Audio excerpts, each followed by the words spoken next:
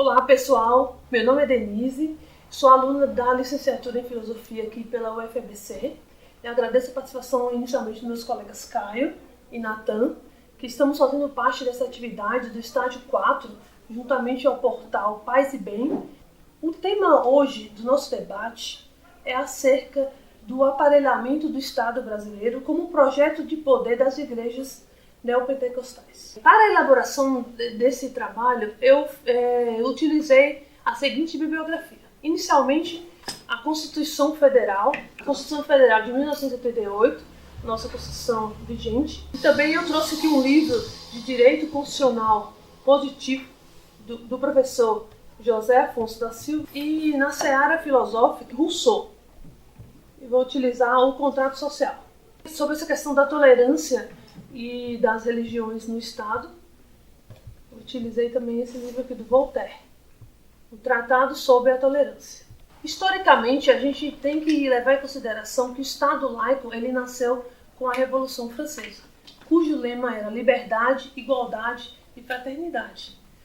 Com isso, houve a separação moderna entre os poderes temporal do Estado e espiritual da Igreja, tirando das religiões o poder de interferência nas questões relacionadas ao Estado e suas políticas. Quem fez a Revolução Francesa foi a burguesia, né? Ela estava num momento de ascensão revolucionária naquela época. Então, naquele momento histórico, interessava para a burguesia se colocar contra a antiga classe dominante, que era a nobreza, o clero. Então, naquele momento, era interessante defender o Estado laico. Hoje em dia, que ela já se consolidou como classe dominante... Era a classe conservadora. Exato. Então, acaba sendo interessante para a burguesia assimilar a religião e não se voltar contra mais, né? Porque a religião acaba servindo, assim, falando de uma forma geral, né? Claro que você sempre vai ter alguma exceção, algo do tipo, mas de forma geral, né? Ela acaba cumprindo um papel de controle social, né? Então, aproveitando essa oportunidade da época da Revolução Francesa, com a influência do iluminismo, que inclusive vale a pena destacar, que foi quando ocorreu a Declaração dos Direitos do Homem e do Cidadão, que foi redigida na França em 1789. Atualmente, a gente percebe pelo esse governo Bolsonaro que vários cargos em seus ministérios são ocupados por membros da igreja evangélicas.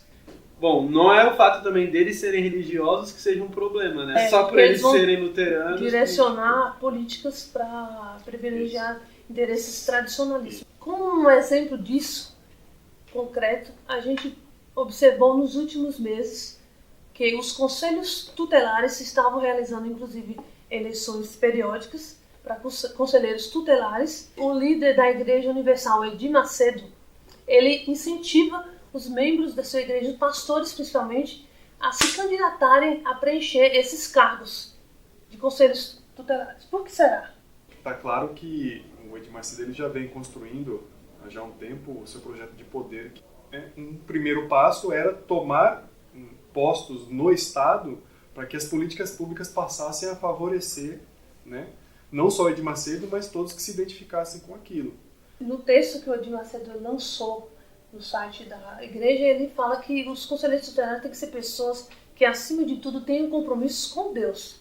Mas os atuais conselheiros tutelares não têm compromisso com Deus?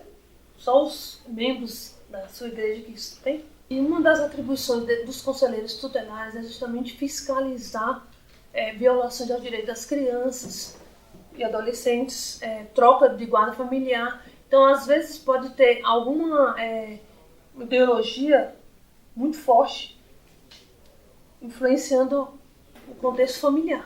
E algumas relações homoafetivas, que tem vários casos já aprovados de adoção, os conselheiros tutelares podem ir lá fiscalizar e ter algum problema assim de perda de guarda. É uma coisa muito grave, né? Como são pessoas que basicamente não vão ter formação pedagógica nenhuma ou política para aquilo, simplesmente religiosa, ela vai, em última instância, em alguns casos, justificar o que deveria estar tentando ser superado, né? É verdade. Inclusive, isso me fez lembrar, recentemente, teve um caso de uma criança que veio a falecer porque a mãe determinou que ela ficasse em jejum vários dias, dando um castigo por ela ter feito alguma travessura e a criança veio a falecer. Olha a que ponto chega o fanatismo religioso. Isso provavelmente nasce de uma interpretação errônea do que quer que seja a tradição judaico-cristã sobre o que é o jejum. Caso eles deixem de agir nesses casos que contrariam suas crenças religiosas, como é o caso de vítimas de homofobia nas escolas, haverá muito mais violações, né? Com certeza. Não só serão negligenciados, como serão criadas políticas públicas no sentido inverso, né? Como é o caso da cura gay. Porque se você tem como fundamento que a homossexualidade, outro tipo de sociabilidade, né, de relações sociais, são, sei lá, demoníacas, você vai fazer um projeto para acabar com o demônio, né? O que aconteceu foi que a população LGBTQ ela teve um avanço do que diz respeito ao Estado para construir todo um ar simbólico e amparo legal para que pudesse ter sua dignidade mantida. Ao invés de essas pessoas conseguirem mais direitos e ter sua dignidade mantida, o Estado quer agora retirar os direitos e a dignidade dessas pessoas. Isso não é aceitável. Outro ponto que não pode deixar de lado é a influência da bancada evangélica está tão grande que, inclusive, o presidente, recentemente, em uma cerimônia no Congresso Nacional, ele declarou expressamente que está na hora do STF, que é a nossa Suprema Corte, ter um ministro terrivelmente evangélico. Essas foram as palavras dele. Do presidente. Se eu me lembro disso. Com isso, está mais evidenciado que os evangélicos são prioridade nesse governo atual. E as outras religiões, como ficam? Ele prioriza os evangélicos e os umbandistas, católicos. Inclusive, para ser ministro do STF, as condições que estão previstas na Constituição é notável saber jurídico e reputação ilibada. Em nenhum momento a Constituição fala que tem que ser terrivelmente evangélico. Em nenhum momento a Constituição fala que tem que ser terrivelmente evangélico. Então, com isso, inclusive, o atual presidente deu outra declaração que ele também está estudando medidas para reduzir obrigações fiscais de algumas igrejas. A bancada evangélica foi reclamar com ele, que ele tem milhões de multas na Receita Federal. Aproveitando esse debate de separação de Estado e Igreja, fazer uma citação do professor José Afonso da Silva, professor da USP. Quando se confunde o Estado com a Igreja, estamos diante de um Estado teocrático. Isso no Brasil não é permitido. Nós estamos em um Estado laico, que surgiu com a Constituição de 1891. Está na nossa Constituição atual de 1988. Então, realmente, em termos legais, não há legitimidade não para tem isso. amparo legal numa posição dessa. Então, continuando nosso debate agora com um viés filosófico, esse livro do Voltaire, que fala sobre o Tratado sobre a Tolerância, e defendia a liberdade de pensamento, de escolha religiosa, e não admitia essa influência da religião no Estado. Ele afirmava que apenas aqueles dotados de razão e liberdade podiam conhecer as vontades e os desígnios divinos.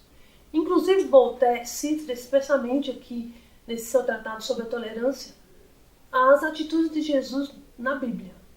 É sempre o lado dócil da paciência e da indulgência. É o pai de família que acolhe o filho pródigo, é o operário que vem na última hora e que é pago como os demais, é o samaritano caridoso.